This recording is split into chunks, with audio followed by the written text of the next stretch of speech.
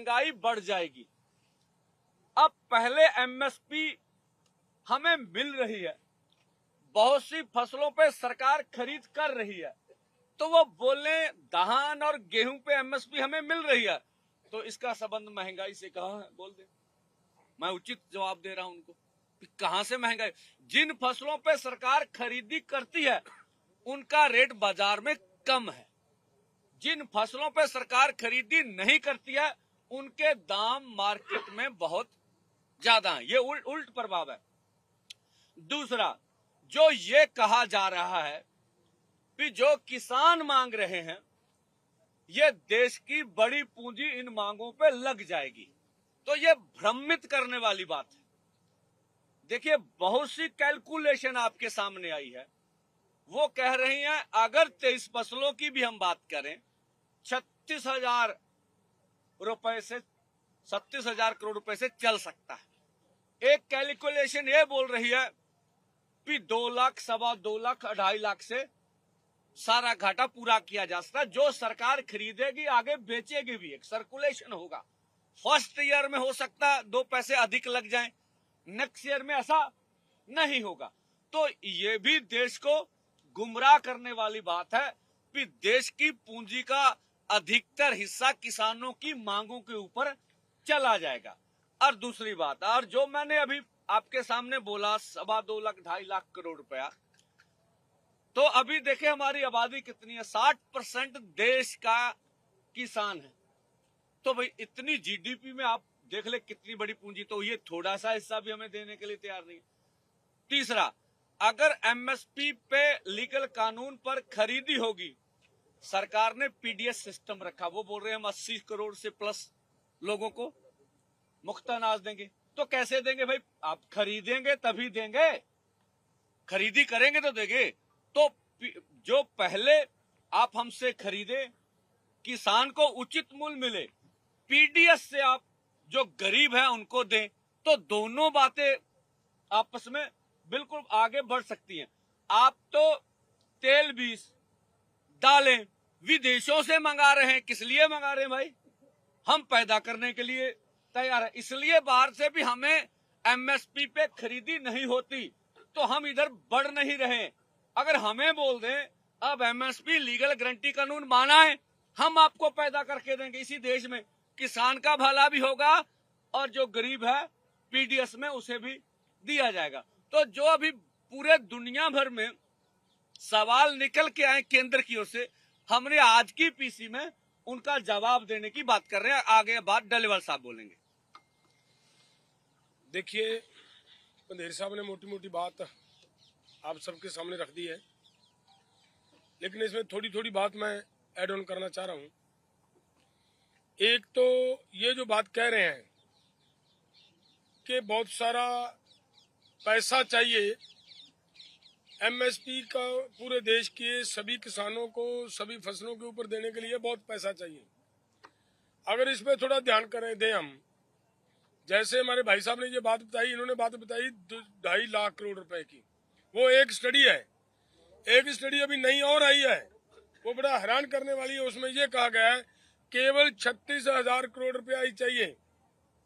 लेकिन मैं फिर भी इससे आगे बढ़कर ये बात कहना चाह रहा हूं कि अगर सरकार सीरियस होकर देश के कंज्यूमर और प्रोड्यूसर दोनों की तरफ जाती, हमारे जिन दोनों की तरफ ध्यान दे, कारपोरेट लोगों का ध्यान देना थोड़ा कम करे, तो मेरा ख्याल है सारा मामला सॉर्ट आउट हो सकता है।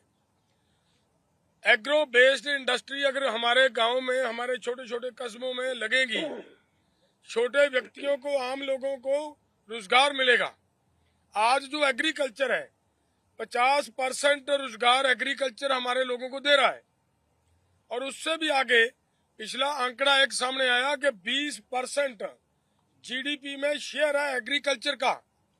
अगर एग्रीकल्चर 20% शेयर डालता है उसमें, तो भाई ये कौन सा तरीका कि इनके लिए केवल 2.5 लाख करोड़ भी निकालना सरकार के लिए मुश्किल हो जाए। तो मुझे लग रहा है सरकार की नीयत में फर्क है। अगली बात जो ये बात कही जा रही है कि आंदोलन का ये जो समय है, ऑर्डिनेंस की बात की, हमारे भाई साहब ने ये बात कही कि ऑर्डिनेंस एक तरह का, पीछे भी तो सरकार 3 कानूनों के लिए ऑर्डिनेंस लाई थी। आज इनके हालातों को कंट्रोल करने के लिए, अगर देश के लोगों को कुछ देने के लिए अगर सरकार ऑर्डिनेंस ले आती है, ठीक है, हमारे लिए एक बार ये लाइन क्लियर, लेकिन ऑर्डिनेंस भी सरकार इस नीयत से लाए कि 6 महीने की उसकी म्याद होती है, समय होता है, उसको तुरंत प्रभाव से लागू करें ऑर्डिनेंस को, और आगे 6 महीने के अंदर अंदर जिस तरीके से सरकार ने उसको कानून बनाना होता है वो बन सकता है, ऐसी कोई दिक्कत नहीं है अगर सरकार की नीयत साफ हो तो। अगली बात मैं ये कहना चाह रहा हूं कि देखिए, जैसे बहुत सारे लोग में कि इन्होंने ध्यान नहीं दिया, लगभग अलग तरीकों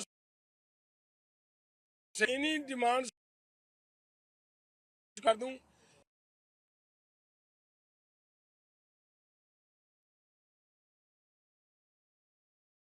रहे हैं। 2 साल से जाते रहे, सरकार ने इसके ऊपर कभी ध्यान नहीं दिया, लेकिन समय जब नहीं बचता तो हमारी मजबूरी बनती है कि सरकार को मानी हुई मांगों के ऊपर ध्यान दिलाने के लिए इस तरफ बढ़ना, आंदोलन के रास्ता अख्तियार करना हमारी मजबूरी थी, उसके लिए ये किया गया जा रहा है। इसको गलत तरीके से जो पेश करने वाले लोग हैं वो गलत कर रहे हैं।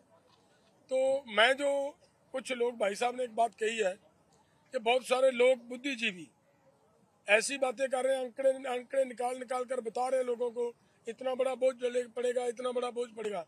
इसके लिए हम चर्चा के लिए तैयार हैं, खुली चर्चा के लिए तैयार हैं। हमारे पास भी बहुत सारे समझदार बुद्धिजीवी, हमारे साथ भी इकोनॉमिस्ट लोग हैं जो इसका निकाल कर इनको आंकड़ा बता रहे हैं कि इतनी ज्यादा आप जो बात लोगों के सामने रख रहे हो कि देश का सब कुछ शायद किसान ही लूट कर ले जाएंगे, वो ऐसी कोई बात नहीं है। ये गलत तरीके से पेश की जा रही है बात। और बस और लगभग धन्यवाद साहब।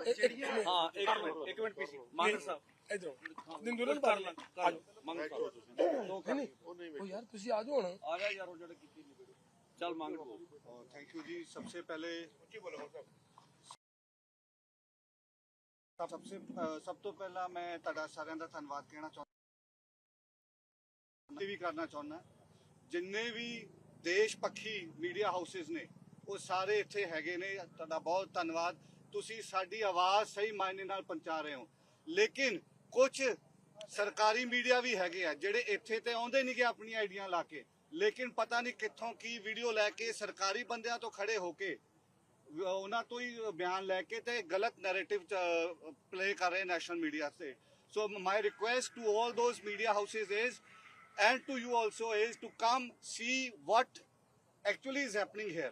You are here from last 3-4 days and you have seen how brutal the Haryana government and the central government is towards the farmers who are peacefully protesting here.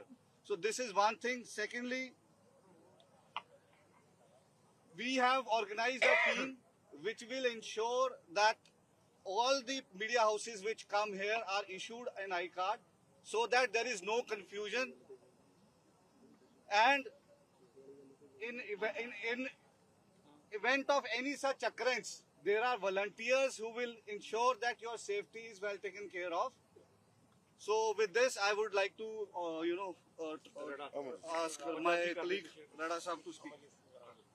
ਦੋਸਤੋ, ਮੇਰੇ ਤੋਂ ਪਹਿਲਾਂ ਸਾਡੇ ਸੀਨੀਅਰ ਲੀਡਰਸ ਨੇ ਜਿਵੇਂ ਦੱਸਿਆ ਕਿ ਜੇ ਸਰਕਾਰ ਦੇ ਵਿੱਚ ਵਿਲ ਪਾਵਰ ਹੋਵੇ ਤੇ ਓਵਰਨਾਈਟ ਜਿਹੜੀ ਆ ਉਹ ਸਰਕਾਰ ਆਰਡੀਨੈਂਸ ਜਾਰੀ ਕਰਕੇ ਤੇ ਜਿਹੜੀਆਂ ਸਾਡੀਆਂ ਮੰਗਾਂ ਦੀ ਪੂਰਤੀ ਆ ਉਹ ਕਰ ਸਕਦੀ ਹੈ। ਭਾਵੇਂ ਆਉਣ ਵਾਲੇ ਸਮੇਂ ਦੇ ਵਿੱਚ ਸਰਕਾਰ ਕਿਸੇ ਦੀ ਵੀ ਹੋਵੇ, ਇਸ ਆਰਡੀਨੈਂਸ ਨੂੰ ਕਾਨੂੰਨ ਕਿਵੇਂ ਬਣਾਉਣਾ ਹੈ ਉਹਨੂੰ ਇੰਪਲੀਮੈਂਟ ਕੀਤਾ ਜਾ ਸਕਦਾ। ਗੱਲ ਸਿਰਫ ਵਿਲ ਪਾਵਰ ਦੀ ਹੈ। ਜਿਹੜੇ ਨੈਗੇਟਿਵ ਪ੍ਰਚਾਰ ਸਰਕਾਰ ਕਰੇਗੀ ਉਹਦਾ ਜਵਾਬ ਜਿਹੜਾ ਹੈ ਉਹ ਸਾਡੇ ਲੋਕ ਆਪਦਾ ਇਕੱਠ ਹਰਿਆਣਾ, ਪੰਜਾਬ ਤੇ ਪੂਰੇ ਭਾਰਤ ਦੇ ਲੋਕ ਜਿਹੜੇ ਆ ਉਹ ਇਕੱਠੇ ਹੋ ਕੇ ਦੇਣਗੇ। ਸੋ ਟੈਕਨੀਕਲ ਗੱਲਾਂ ਜਿੰਨੀਆਂ ਵੀ ਸੀ ਸਾਡੇ ਸੀਨੀਅਰ ਆਗੂ ਸਾਹਿਬਾਨ ਨੇ ਕੀਤੀਆਂ।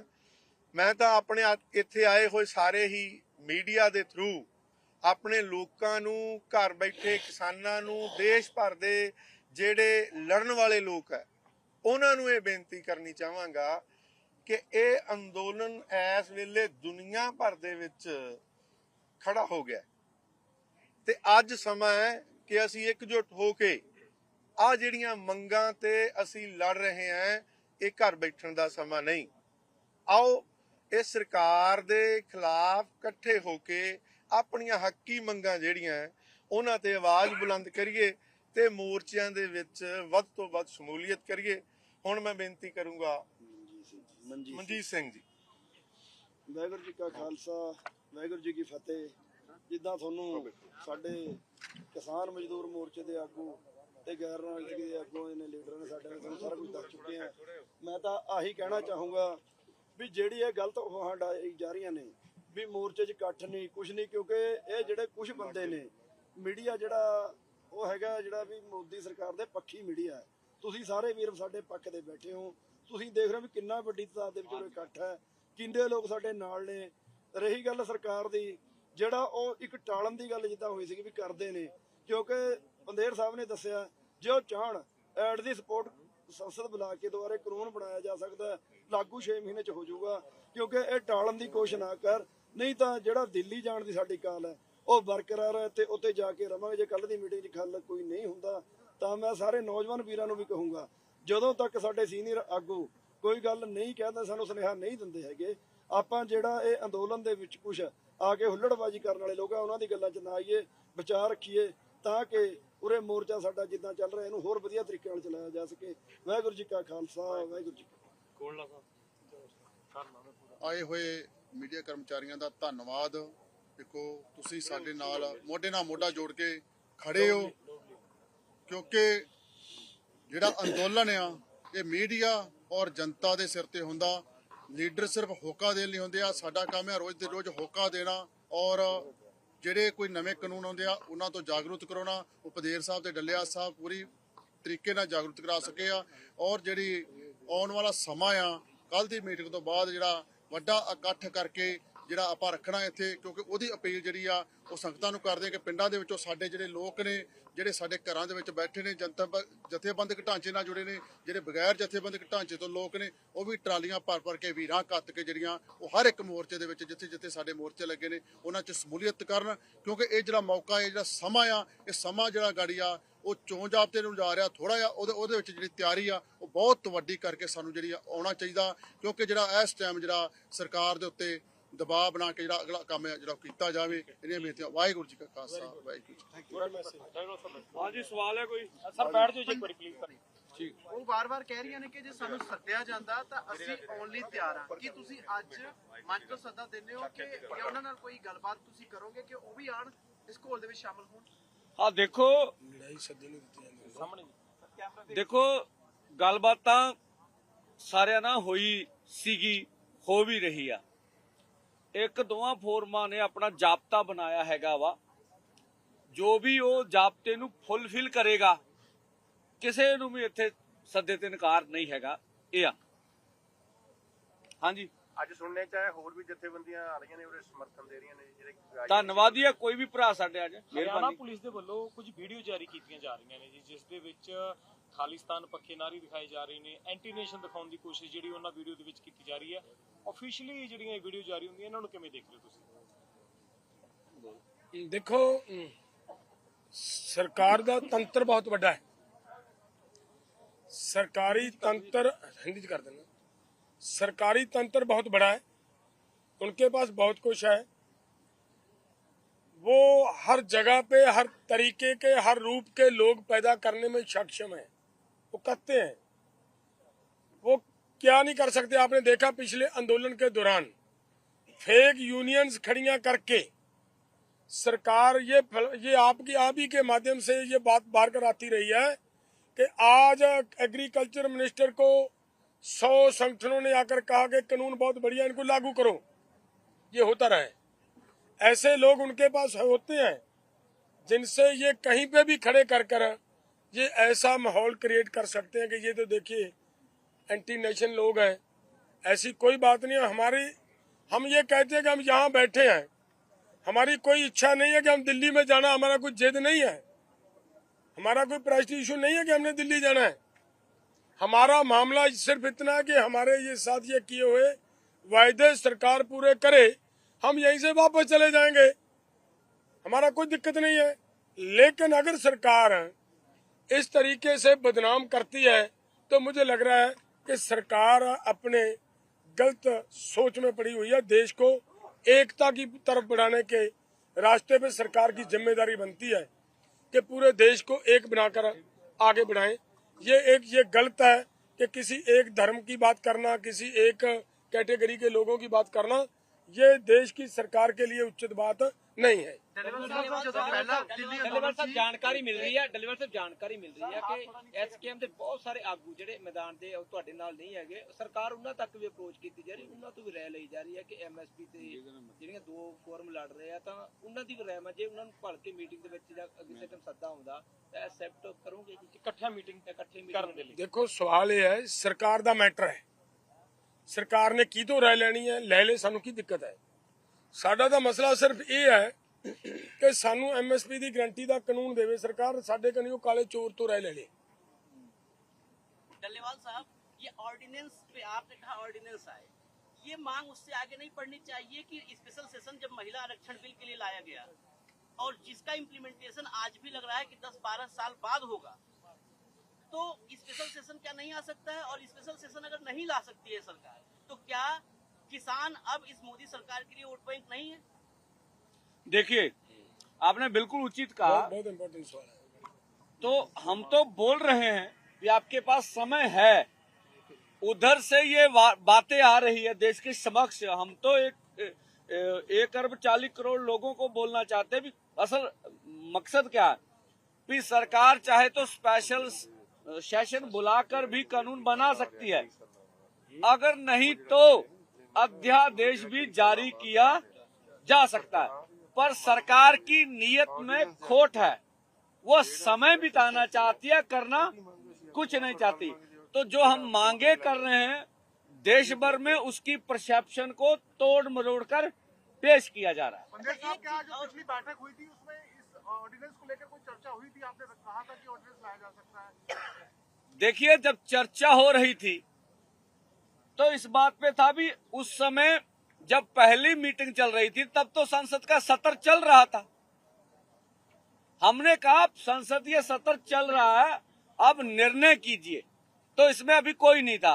तो वो परसेप्शन अलग किस्म की बनाने की कोशिश कर रहे हैं। अभी कोई पार्लियामेंट ना तो भंग हुई है ना भंग अभी होगी। जब इलेक्शन कोड आएगा देखेंगे। तो हम तो उसको जवाब किस ढंग से देना, वो टेक्निकल बात कर रहे हैं। कूच का ऐलान जारी रहेगा।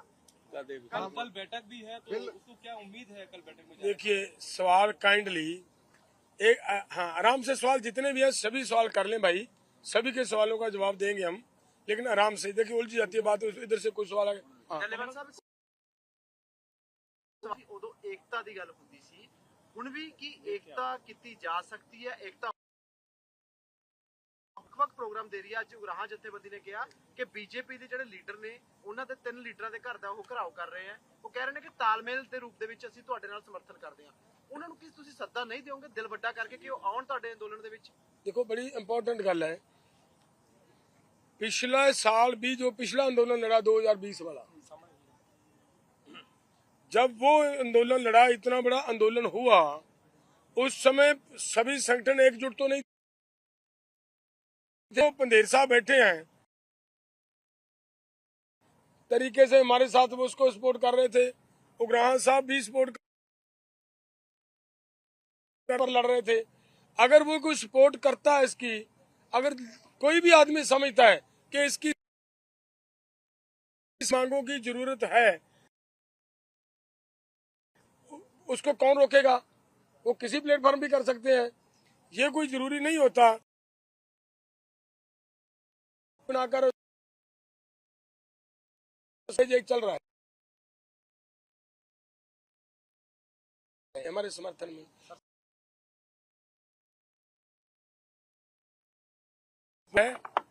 मध्य प्रदेश में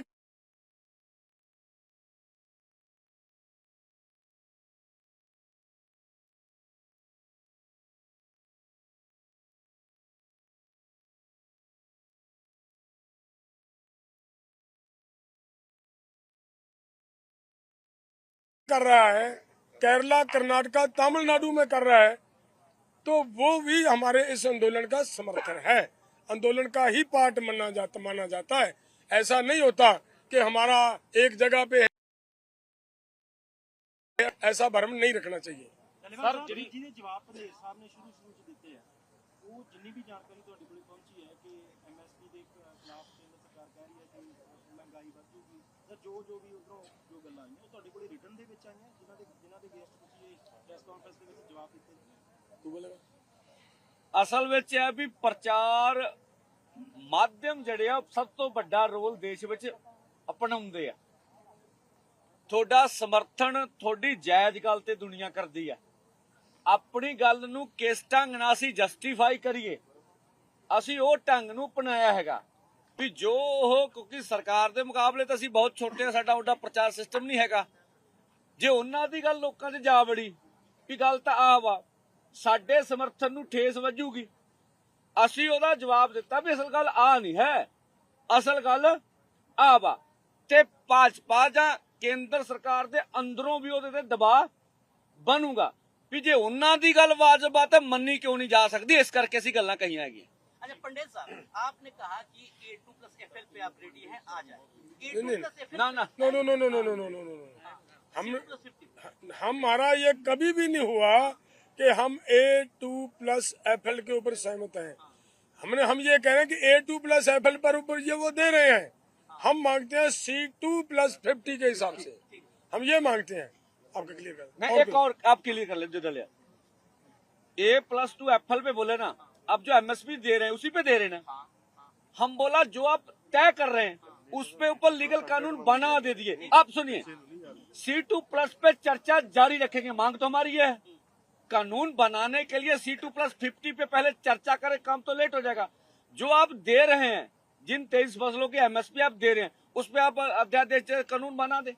यही सवाल यही था कि अगर A2+50 A2+FL पे आप कानून चाहते हैं और कानून बनाने के लिए उस पर भी सरकार नहीं तैयार है, तो आप किसानों के बीच क्या ये बात लेके जाएंगे कि आज की तारीख में जो A2+FL है वो भी धोखा है?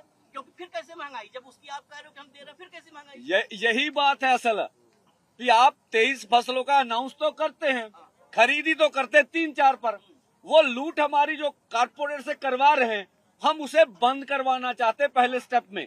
आगे की C2+50 की लड़ाई अपने आप में जारी है। पंधेर साहब, ਹੁਣ ਕੱਲ ਦੀ ਜਿਹੜੀ ਮੀਟਿੰਗ पंधेर साहब ਕੱਲ ਦੀ ਜਿਹੜੀ ਹੁਣ ਮੀਟਿੰਗ ਹੋਣ ਜਾ ਰਹੀ ਹੈ, ਕਿ ਲੱਗਦਾ ਕੋਈ ਮਸਲੇ ਦਾ ਹੱਲ ਨਿਕਲੇਗਾ, ਕੁਝ ਸਹਿਮਤੀ ਬਣੇਗੀ ਕੁਝ ਗੱਲਾਂ ਤੇ ਜਿਹੜੀਆਂ ਮੁੱਖ ਮੰਗਾਂ ਹੈ? देखो, जिस तरीके दे नाल पंधेर साहब ने गल क्लियर की है, मैं ये कहना चाह रहा हूँ कि कल जो बैठक होगी वो अभी तक समय के गर्भ में है।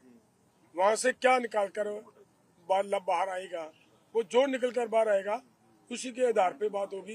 हम ये आज कहें कि सहमति होगी, होने की संभावना है, वो लेकर कुछ ना आए, वो तो कोई बात ना हुई। हाँ, जो आएगा वो सब आपके सामने होगा। जो आपने कहा, हमारा ये पर मतलब नहीं है जो पंधेर साहब ने कहा। पंधेर साहब ने ये कहा है कि आप एक बार जो हमें CSEB की रिपोर्ट के हिसाब से हमें फसलों का भाव तय करते हो, वो उसी के ऊपर एक बार ये अनाउंस करो कि हम आपको पूरी की पूरी फसलों की खरीदी का गारंटी का कानून देते हैं। बस हम इतना मांगते हैं। आगे की बात है जो फिर बात चलती रहेगी। पंधेर ਸਾਹਿਬ, ਦਾਲਾਂ ਨੂੰ ਲੈ ਕੇ ਇੱਕ ਗੱਲ ਉੱਠੀ ਸੀਗੀ ਕਿ ਵਿਦੇਸ਼ਾਂ ਤੋਂ ਐਕਸਪੋਰਟ ਦਾਲਾਂ ਕੀਤੀਆਂ ਜਾਂਦੀਆਂ ਨੇ। ਜੇਕਰ ਪੰਜਾਬ ਝੋਨਾ ਪੂਰੇ ਦੇਸ਼ ਨੂੰ ਦੇ ਸਕਦਾ